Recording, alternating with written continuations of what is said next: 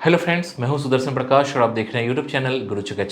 दोस्तों, ज़्यादातर स्टूडेंट का सपना सरकारी नौकरी करने का होता है। आज के टाइम पर जितने भी स्टूडेंट हैं वह सभी यह कोशिश करते हैं कि किसी न किसी क्षेत्र में वह सरकारी नौकरी करें और इसके लिए तैयारी भी करते हैं। दोस्तों, आज हम बात करेंगे टाइपिंग की कि आप किसी भी सरकारी जॉब के लिए टाइपिंग कैसे सीख सकते हैं। दोस्तों, ध्यान दीजिए कि कई सारे ऐसे सरकारी जॉब हैं जहाँ टाइपिंग टेस्ट लिए जाते हैं।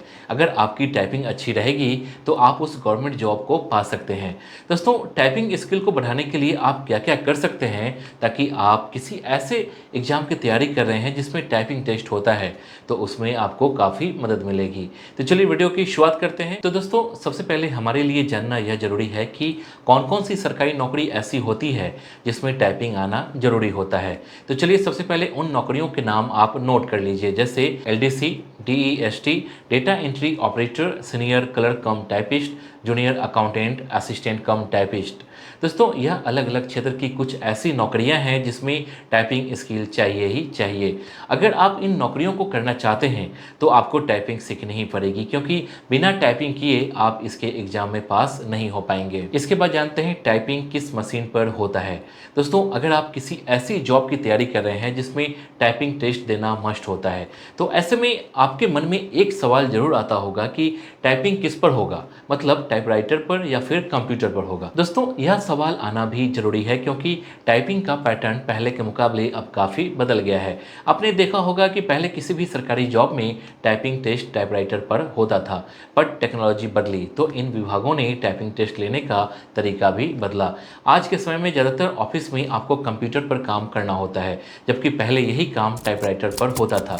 लेकिन टाइपराइटर के मुकाबले कंप्यूटर पर टाइप करना काफ़ी आसान होता है।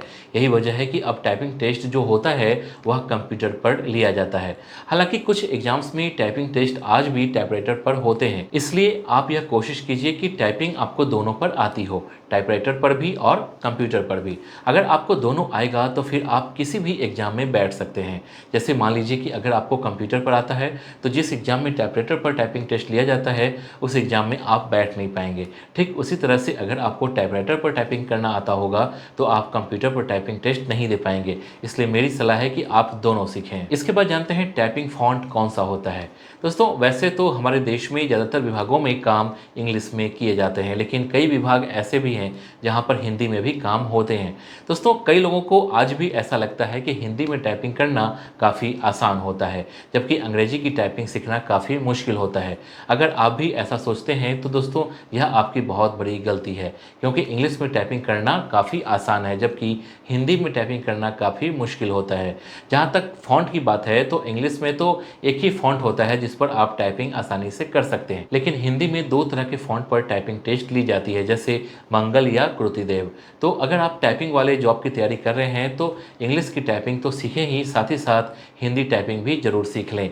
उसमें भी फ़ॉन्ट मंगल या कृतिदेव होना ज़रूरी है, क्योंकि ज़्यादातर एग्जाम्स में इन्हीं फ़ॉन्ट पर टाइपिंग टेस्ट ली जाती है। इसके बाद है टाइपिंग स्पीड। दोस्तों, टाइपिंग टेस्ट में टाइपिंग की स्पीड को मेंटेन रखना बहुत ज़रूरी होता है। अगर आपकी टाइपिंग स्पीड कम है तो फिर उस एग्ज़ाम को क्रैक कर पाना मुश्किल हो जाएगा। इसलिए टाइपिंग आप सीखें, लेकिन उसकी स्पीड अच्छी खासी होनी चाहिए, क्योंकि यह एक इम्पॉर्टेंट फैक्टर होता है।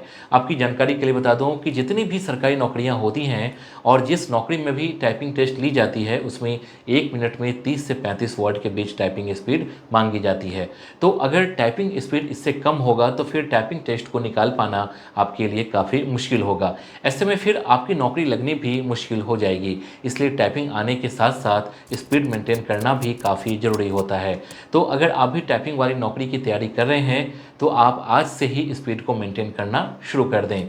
अगर आपकी स्पीड कम है तो अभी से तैयारी शुरू कर दें, ताकि आपकी स्पीड 1 मिनट में कम से कम 30 से 35 वर्ड हो जाए। इसके बाद जानते हैं सिंबल्स को भी टाइप करना सीखें। दोस्तों, टाइपिंग सीखते वक्त एक बात का जरूर ध्यान रखें।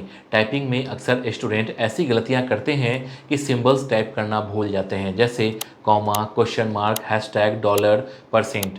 तो अगर आप भी यह गलतियाँ कर रहे हैं तो इन गलतियों को सुधार लें, क्योंकि टाइपिंग टेस्ट अगर आप देंगे तो आपकी प्रिंटेड कॉपी को चेक करने वाला इन सिंबल्स को भी ध्यान से देखता है। एक दो सिंबल्स का छूट जाना अलग बात होती है, लेकिन अगर आप ज़्यादातर सिंबल्स को छोड़ दिए तो फिर आपका एग्जाम ठीक नहीं जाएगा, और अगर टाइपिंग के नंबर आपके एग्जाम में जुड़ने होंगे तो फिर आपके नंबर कट जाएंगे, जिससे एग्जाम पास करना मुश्किल हो जाएगा। इसलिए टाइपिंग करते वक्त कोशिश करें कि कीबोर्ड में जितने भी की हैं सभी का आप इस्तेमाल करें, ताकि टाइपिंग टेस्ट देते वक्त कोई भी गलती ना हो। तो दोस्तों, इस वीडियो के लिए बस इतना ही। उम्मीद करता हूँ कि ये वीडियो आपको पसंद आई होगी। इस वीडियो से रिलेटेड नेक्स्ट वीडियो आपको किस टॉपिक पर चाहिए आप हमें कमेंट कर बता सकते हैं। वीडियो पसंद आई तो वीडियो को लाइक और चैनल को सब्सक्राइब जरूर कीजिए। Thank you.